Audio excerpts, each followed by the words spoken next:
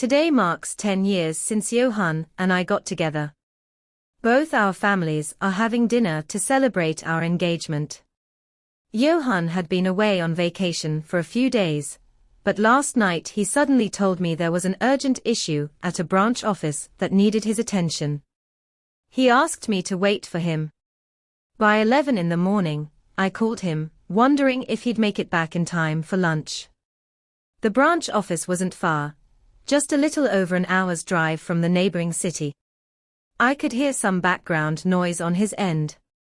I probably won't make it back by lunch. Just wait for me. I promise I'll be back tonight, he said. I agreed, even though my heart was sinking little by little. Not long after, I saw his assistant's Instagram post, which boss is sweet enough to visit an employee at the hospital on Valentine's Day. The photo showed a bouquet of roses.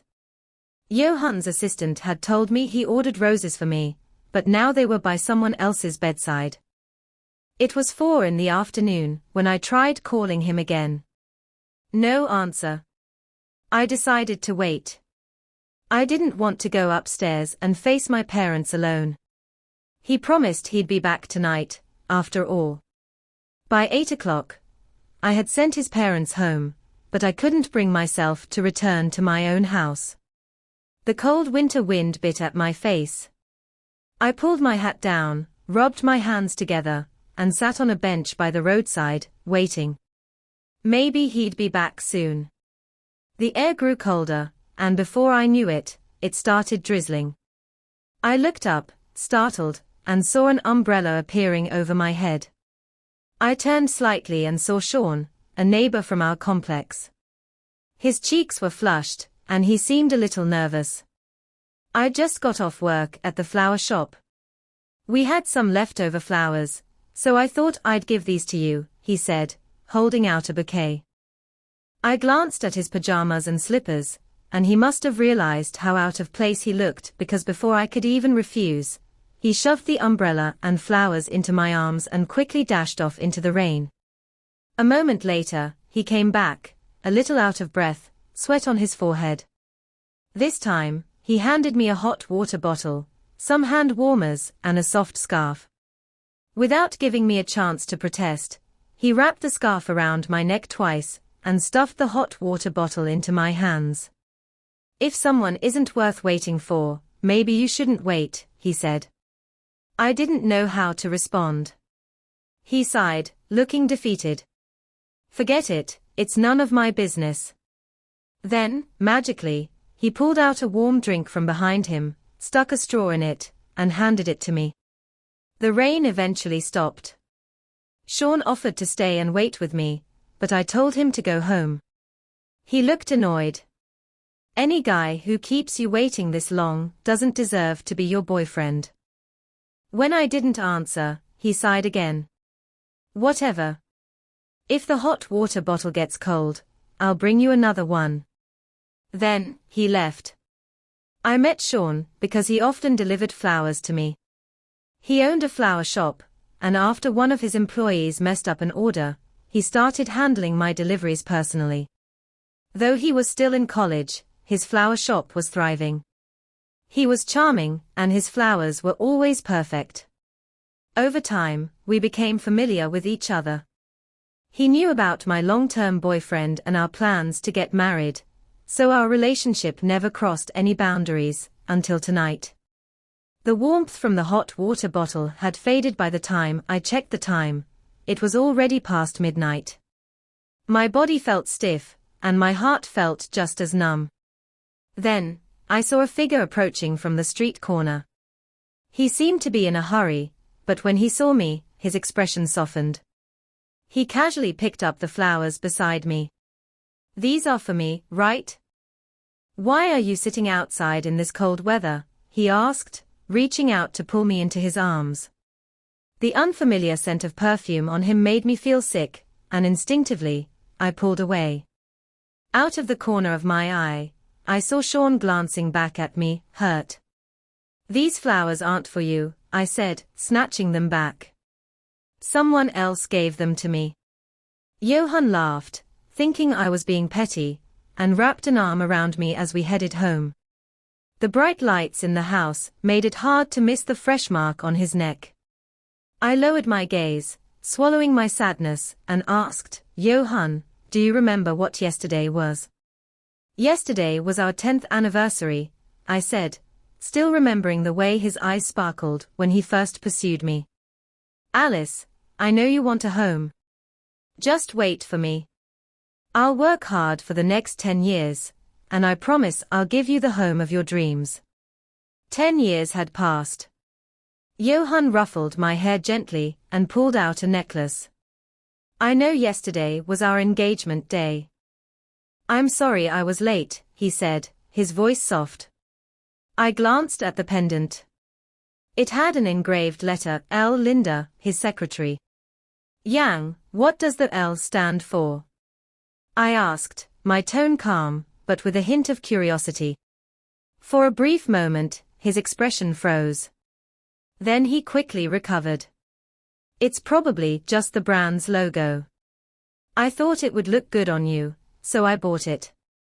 I smiled faintly, forcing it. "I don't like it. You should give it to Linda. I'm sure she'd love it." At the mention of her name, panic flickered across his face.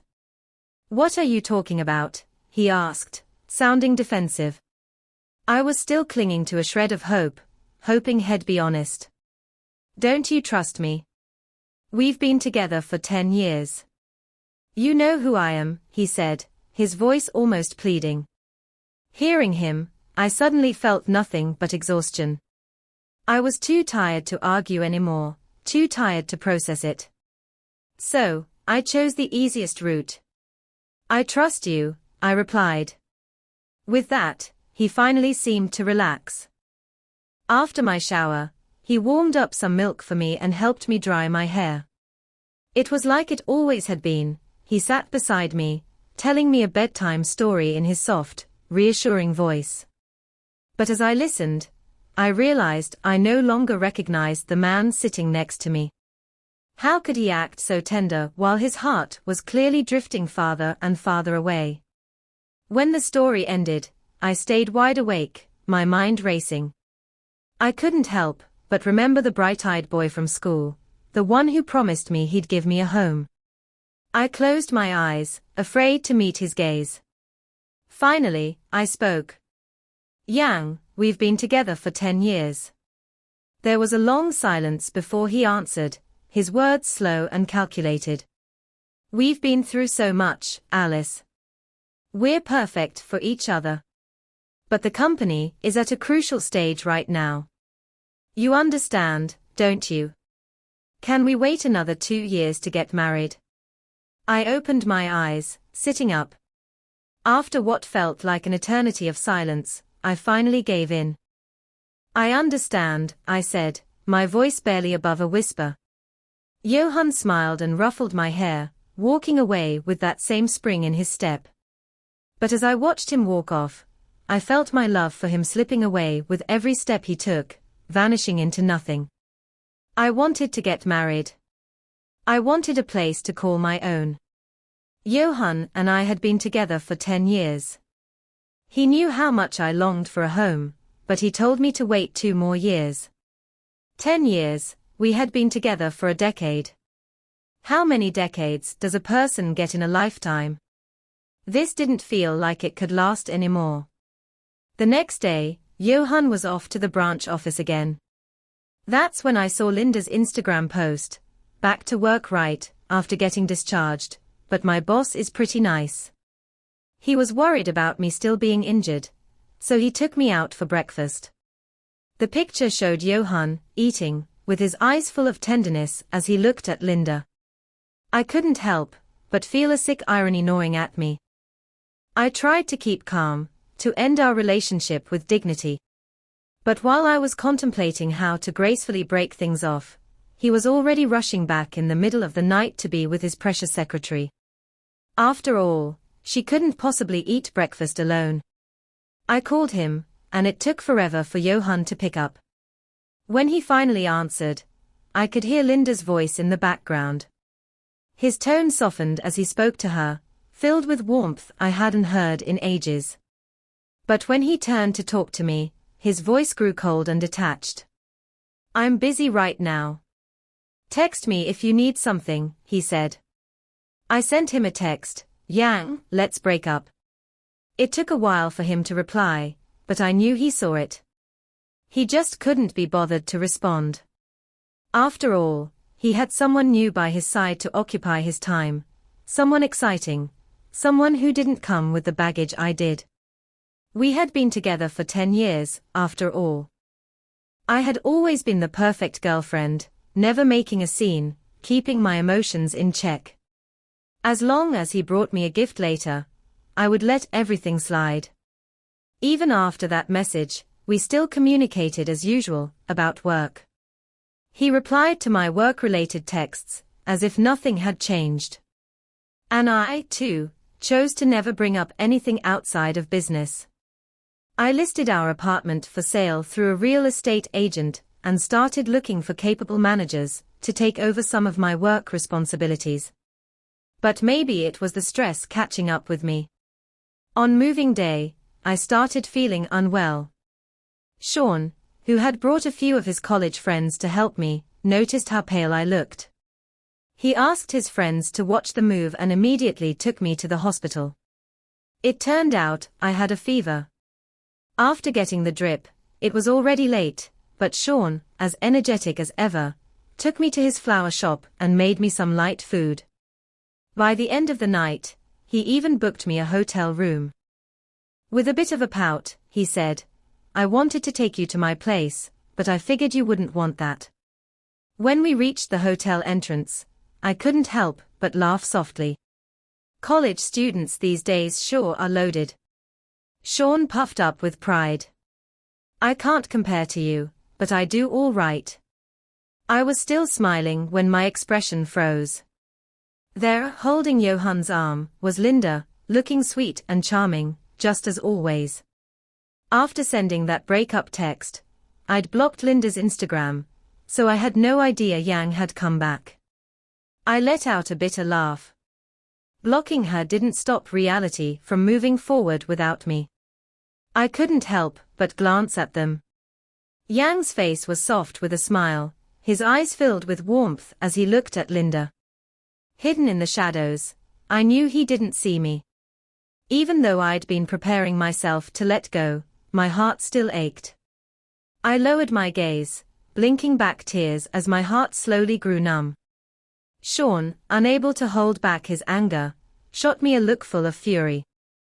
I tried to stop him, but his youthful impulsiveness was too strong. He stormed over and swung a punch at Johan. One punch wasn't enough, he threw two more for good measure.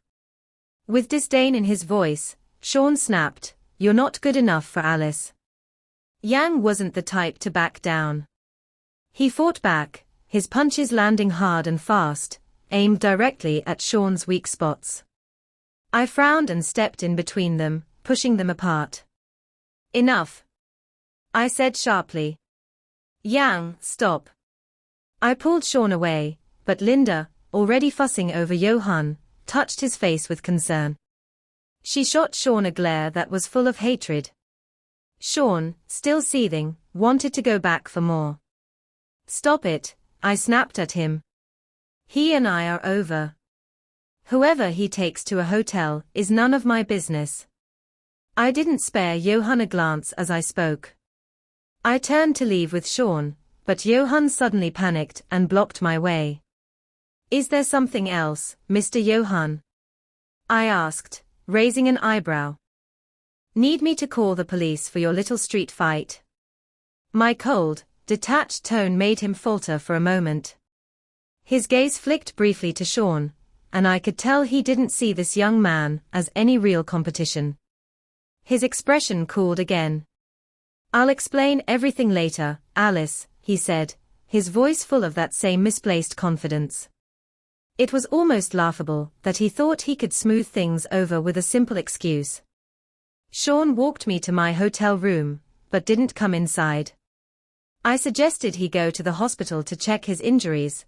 He'd been groaning in pain the whole way. But as soon as I mentioned the hospital, he immediately stopped complaining. Honestly, it doesn't hurt that much, he said quickly. You should get some rest. I'm young and strong, I'll be fine after a nap. If you're really worried, I can go to the hospital myself.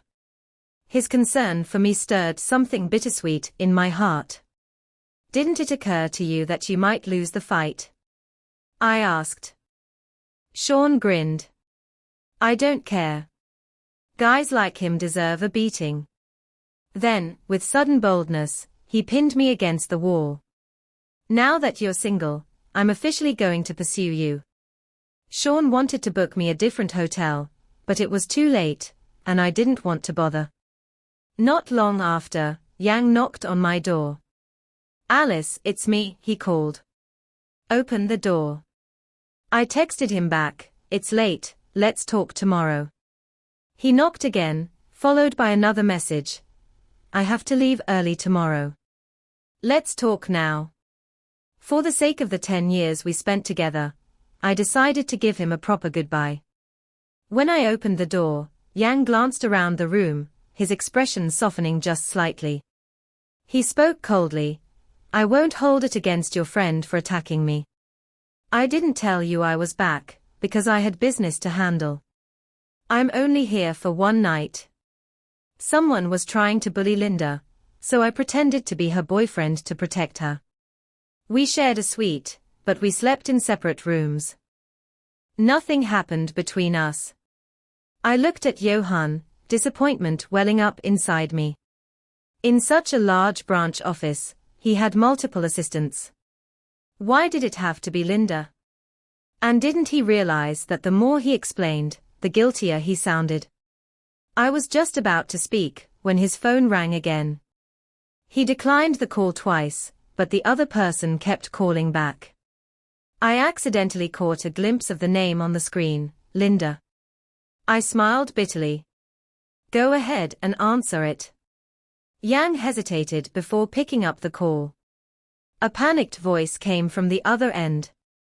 As soon as he answered, he walked toward the window, and I couldn't hear the rest of the conversation. But the urgency and worry on his face were impossible to ignore. After the drip, it was already late, but Sean, full of energy as always, took me to his flower shop and made some light food for me. By the end of the night, he'd even booked me a hotel room. With a slight pout, he said, I wanted to take you to my place, but I figured you wouldn't want that. As we reached the hotel entrance, I let out a soft laugh. College students these days sure are loaded. Sean puffed up proudly. I can't compare to you, but I do all right. I was still smiling when my expression suddenly froze. There, standing with Johan's arm wrapped around her, was Linda. She looked as sweet and charming as ever. After I sent the breakup text, I'd blocked Linda's Instagram, so I didn't even know Johan had come back. I let out a bitter laugh. Blocking her hadn't stopped reality from moving on without me. I couldn't help but glance at them. Johan's face softened with a smile, his eyes full of affection as he looked at Linda. Hidden in the shadows, I knew he didn't see me. Though I'd been preparing myself for this moment, my heart still clenched. I lowered my gaze, blinking back tears as my chest slowly numbed. Sean, unable to contain his anger, glared at Johan with eyes full of fury.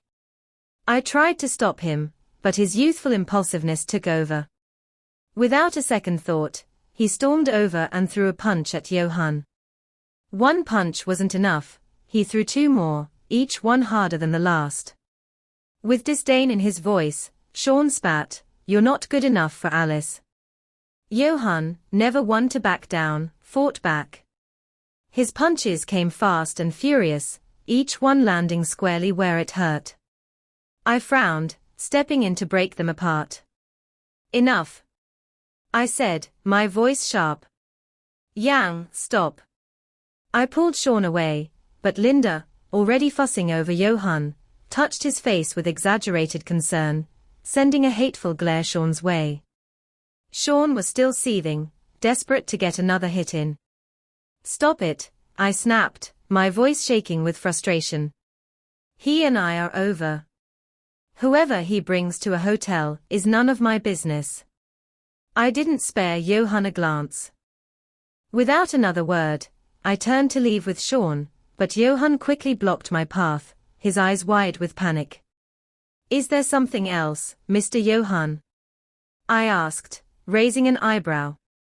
Do you need me to call the police for your little street fight? My cold, detached tone caught him off guard. For a moment, his gaze flickered briefly to Sean. I could tell he didn't see him as any real competition. His expression quickly cooled again. I'll explain everything later, Alice, Johan said, his confidence laughable. He genuinely thought a few words of explanation would smooth everything over. Sean walked me to my hotel room, but didn't come inside. I suggested taking him to the hospital to check for injuries. He'd been groaning in pain the entire way. But as soon as I mentioned the hospital, his complaints immediately stopped. Honestly, it doesn't hurt that much, he quickly said. You should get some rest. I'm young and strong. I'll be fine after a nap. If you're really worried, I'll go to the hospital myself. His concern for me stirred something bittersweet inside. Didn't it cross your mind that you might lose the fight? I asked, my voice softer than before. Sean grinned. I don't care. Guys like him deserve a beating. Then, with a sudden boldness, he pinned me gently against the wall. Now that you're single, I'm officially going to pursue you. Sean wanted to book me into a different hotel, but it was too late, and I didn't want to trouble him. Not long after, I heard a knock on my door. Alice, it's me, Johan called from the other side. Open the door. I texted back, it's late. Let's talk tomorrow. He knocked again and followed up with another message. I have to leave early tomorrow. Let's talk now. For the sake of the 10 years we spent together, I decided to give him a proper goodbye. When I opened the door, Johan glanced around the room. His expression softened slightly, and he spoke coldly. I won't hold it against your friend for attacking me, he said. I didn't tell you I was back, because I had business to handle. I'm only here for one night. Someone was trying to bully Linda, so I pretended to be her boyfriend to protect her. We shared a suite, but we slept in separate rooms. Nothing happened between us. I looked at Johan, disappointment welling up inside me. In such a large branch office, he had multiple assistants. Why did it have to be Linda? And didn't he realize the more he explained, the guiltier he sounded? I was about to respond when his phone rang again. He declined the call twice, but the other person kept calling back. I caught a glimpse of the name on the screen, Linda. I smiled bitterly. Go ahead and answer it. Johan hesitated before picking up the call. A panicked voice came from the other end. As soon as he answered, he walked toward the window, and I couldn't catch the rest of the conversation. But the worry and urgency on his face were unmistakable. After Johan hung up, he turned back to face me, his eyes filled with anxiety. Alice, you know you're the one I love the most, he said, but the unease in his gaze spoke volumes. His heart was somewhere else. It almost made me laugh, the absurdity of it. I knew how he looked when he truly loved me, and this was nothing like it. These were just hollow words, spoken while his eyes betrayed his concern for someone else. It was repulsive. We've already broken up, I said, my voice steady, but my heart was far from it. Let's not make this worse. We don't need to keep seeing each other in private. It will only lead to more misunderstandings. Yang stood up, a sympathetic look in his eyes. Don't let it upset you. Linda's dealing with something urgent. I'll make it up to you when I get back. I gave him a faint smile, trying to keep my emotions in check. Sure, go ahead. Hearing my reply, Johan couldn't leave fast enough. I watched him go, full of concern for someone else. It was strange, the numbness, the eerie calm that washed over me as I stood there. From that moment on, nothing about Johan could move me. It was as if all of him had become irrelevant. Just as I was closing the door, I heard a noise from across the hall. Sean's head popped out, and he cracked his knuckles. Want me to go beat him up again? I tapped his forehead lightly, amused. Cut it out. Go to bed. After getting settled into my new place, I treated Sean and his roommates to a hot pot dinner. As we were finishing, I received a call from the wedding dress designer. Her voice was a little anxious.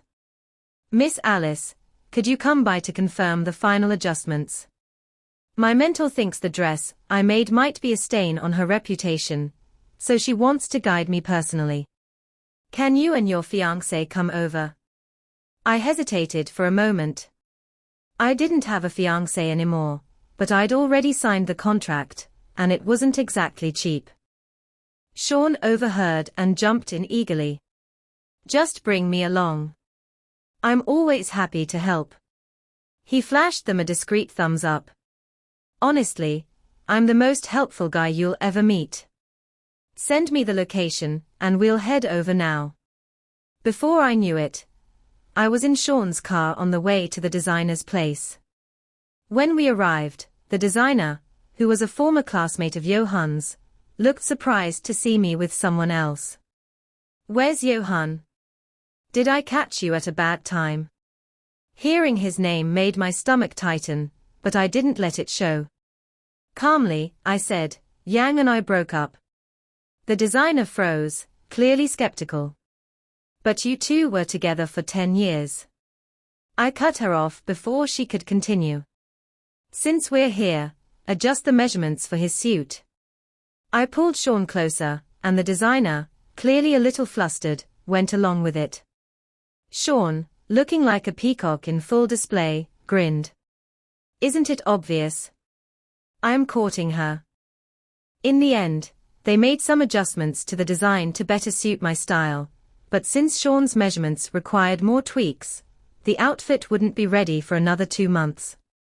That night, Johan called me. I didn't answer, and I hung up immediately. He called again, several more times. Annoyed, I turned off my phone. At this point, all that remained between Johan and me was work. Outside of office hours, there was nothing left to discuss. One of my employees had recently been promoted to manager, and was doing well, so I'd been gradually handing over my responsibilities. Once most of that was settled, I called Johan. I've made some changes to the management structure at the head office. Just wanted to let you know. There was a brief pause before he replied. Got it. I exhaled softly, then continued, I'm planning to resign as the company's president. I've already found someone to take over. If you think they're not suitable, you can replace them.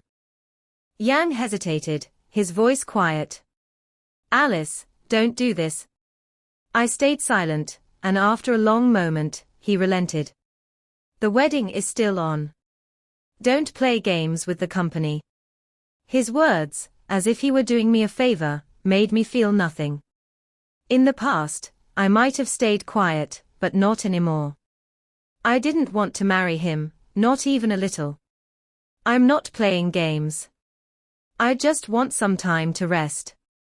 The company is doing well, and I have no intention of giving up my shares. If I decide to sell them, you'll be the first to know. There was a brief silence before I heard Linda's voice in the background. He rushed to say, just focus on resting and preparing for the wedding. And then he hung up. I stared at my phone, a bitter chuckle escaping me. Now that the company's matters were settled, I had no reason to keep Johan in my life. I blocked and deleted all his contacts. Soon after, I heard that Johan had been trying to find me. He even started having dinner at home again, visiting my old place. I found it laughable. He could make time to be at home when he wanted, but now that I had moved, he couldn't find me. But Johan managed to corner me at my favorite restaurant. Seeing him during work hours caught me off guard. "Don't you have work to do, Yang?" I asked, my voice flat, though the irritation was simmering beneath the surface. He relaxed as soon as he saw me, a small smile creeping up. "Things have slowed down a bit. I wanted to spend more time with you. I heard the wedding attire is already finalized." I ignored him, walking inside and ordering my favorite pasta. Johan sat beside me and ordered the same dish. We ate in silence. I couldn't help but remember how we used to sit together like this, years ago, when something as simple as sharing a meal felt like the happiest thing in the world. But that was before the company started making serious money. It was then that Johan began to look down on things like pasta, calling it beneath him. It hurt to think about how much he'd changed. The next morning, I received a call from my sister-in-law. My younger brother had been in a car accident and was hospitalized. I hesitated for a moment, then said, "I'll be there soon." Yang overheard and offered, "I have my car. I can drive you." "No need," I replied, rejecting the offer. I brought my car. I drove ahead, but Johan followed closely behind me. At the hospital, my parents greeted him warmly. "Why did you come?" "It's just a minor injury." "No need to trouble yourself," I said, my voice tight. "I heard about it, so I came to check in," Johan replied casually. I placed the fruit basket on the table and sat quietly while my parents fussed over my brother. I felt strangely out of place, but I'd long since grown used to it. My parents had always favored my brother. They never deprived me materially, but emotionally, they were distant, constantly reminding me to take care of him. It often felt as though they forgot I existed. The year I started college, my family bought a new house.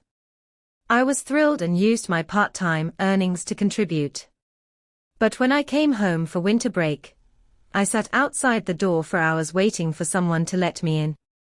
I had no key, and there was no room for me inside. My parents told me bluntly, "You're already in college, and you're rarely home. Your brother needs a quieter space to study, so we turned your room into his study. It's spacious, and we even bought you a folding bed. You can set it up and sleep there when you're home." In that moment, I realized, this house was never truly my home. From that point on, I longed for a place of my own, a room that belonged to me, a place where someone would love and care for me, not out of obligation. Over the years, I made my own money, and my parents never asked me to support my brother. Our relationship became more like that of distant relatives than family. My sister-in-law didn't know the full extent of this, though. She invited me over, hoping I would enjoy their happy little family, and Johan's presence only made me feel slightly less out of place. After a while, my phone rang, and I finally felt a sense of relief. I smiled and said, "I have something to take care of. I should get going." My parents and brother barely acknowledged my departure, but my sister-in-law pulled me aside before I left. "Have you and Johan been fighting?" she asked, her voice soft. I didn't respond and simply walked out of the hospital. Johan had always known how much I wanted a place to call my own, but after 10 years, he no longer wanted to give that to me. And now, I didn't want to build a home with him anymore, either. Yang reached out, trying to hold my hand, but I quickly pulled away. His voice was filled with pain. "Alice, I love you. I really want to build a life with you. To love you, to cherish you. Can we still go ahead with our engagement?" I turned to him, my expression cold. "It's too late. We've already broken up. Thanks for coming with me today. I know you're busy, and you took time out for me, but honestly, it just made me feel uncomfortable. As soon as I finished speaking, I spotted Sean riding his bike toward me. He had texted earlier asking for my location, and I saw the bouquet of fresh flowers peeking out from his backpack. These just arrived at the shop today. I thought you'd like them, he said, handing them to me with a smile. I took the flowers from him, and suddenly the heavy weight on my chest lightened. Johan's face twisted the moment he saw me accept the bouquet. His expression shifted to jealousy and frustration. "What's going on between you two?" he demanded. Before I could respond, Sean spoke up calmly. "Don't worry, Mr. Johan. There's nothing going on between Alice and me. After all, we're not living together, we're not holding hands, and we're certainly not leaving any intimate marks on each other's necks." It was clear that Sean had overheard the argument Yang and I had that day at the hotel. Johan's face darkened even further, his anger barely contained. Just as he was about to speak again, I grabbed Sean's hand. "He's my boyfriend," I said mockingly, locking eyes with Johan. "Unlike you, I'm not afraid to admit when I've moved on," I said, drawing Sean closer and pressing a soft kiss on his cheek. His face turned bright red, looking like a freshly boiled lobster. I tossed my car keys to him. "Here, you drive." Sean stared at the keys in disbelief, his hands trembling slightly as he caught them. After a moment, he handed them back. Maybe you should drive," he said sheepishly. "I'm afraid I might hit the gas instead of the brakes. I'm just too excited." I smiled at his flustered reaction, before slipping into the driver's seat. As we drove away, I glanced in the rearview mirror, leaving Johan standing there, speechless, with no power to hold me back. A few days later, Johan showed up at my apartment. His eyes were bloodshot, and his face carried the weight of sleepless nights. When he saw me, he immediately poured out his feelings. "Alice, I really want to marry you," he pleaded. "After everything we've been through, we're perfect for each other. You always said that love could overcome anything. Why did we survive all those hard times, only to fall apart now?" Before I could respond, Sean walked into the room, still wearing an apron and holding a spatula, the perfect picture of calm confidence.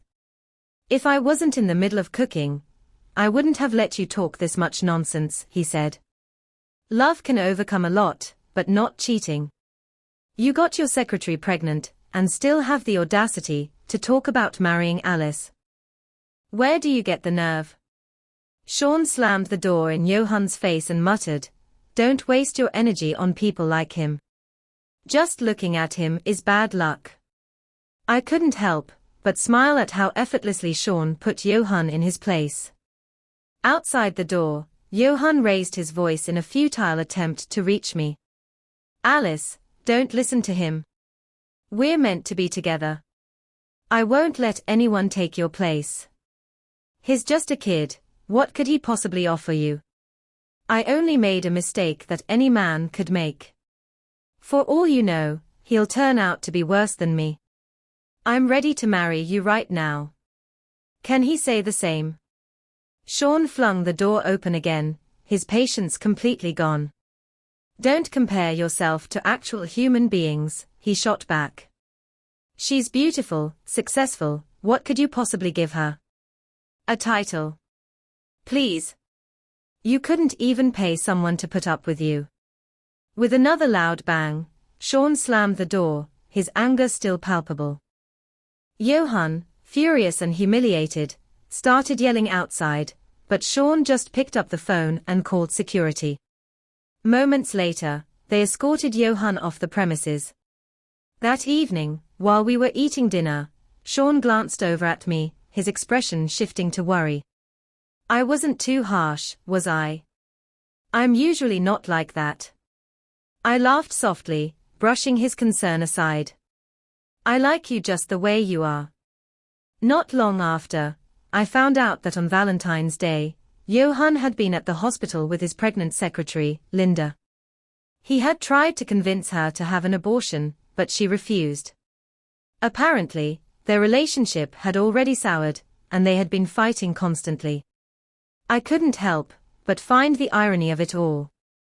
He had fallen so far from the person I had once loved.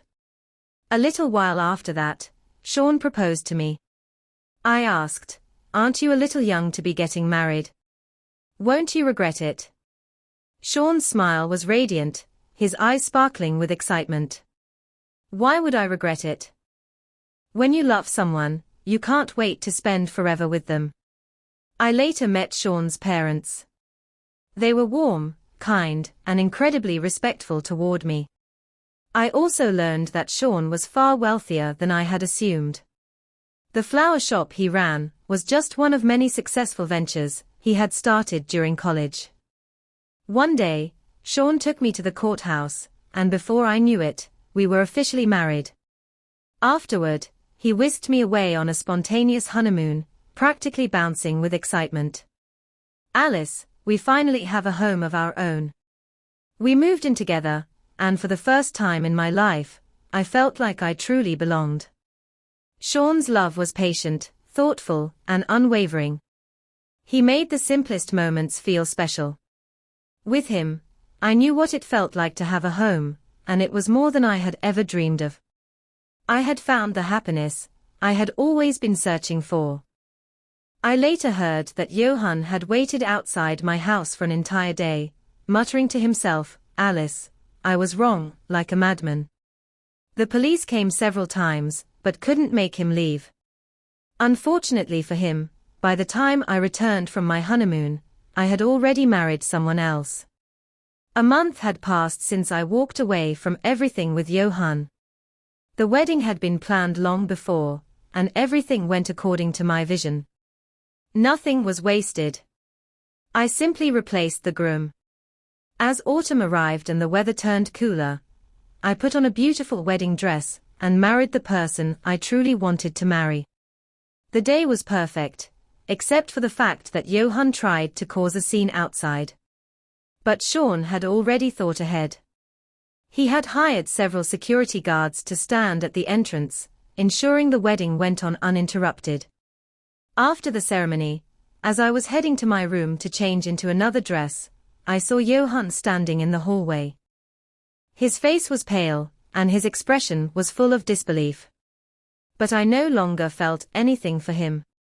Johan was dressed in a sharp suit, his appearance neatly arranged, but the air of defeat was impossible to miss. His face was pale, and his voice trembled slightly, as if holding back tears. "Alice, how did we end up like this? We were perfect for each other." I met his gaze, keeping my voice steady. "Mr. Johan, love can overcome many things, but being perfect together, that's not enough. You stopped loving me. That's why you couldn't resist the temptation. I stopped loving you too. The person I love now is Sean, and I chose to marry him." Johan's eyes widened slightly, the weight of my words hitting him. "Is there really no going back for us?" he asked, his voice quiet. I shook my head, feeling a finality I had never imagined I would reach.